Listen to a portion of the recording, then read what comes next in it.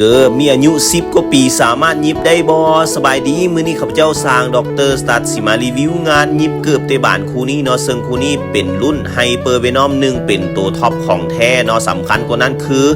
ป้าย999 Make in Italy แต่ว่าเกือบตัวนี้ผลิตตั้งแต่ปี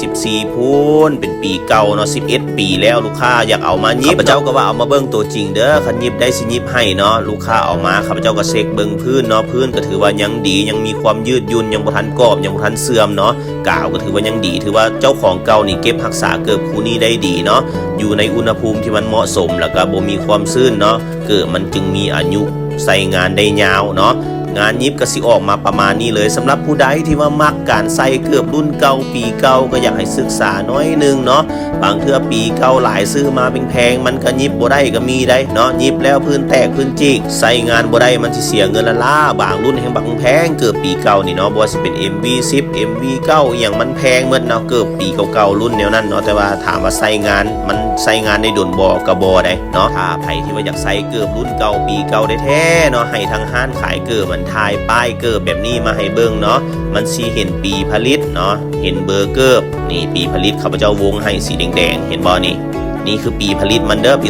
2014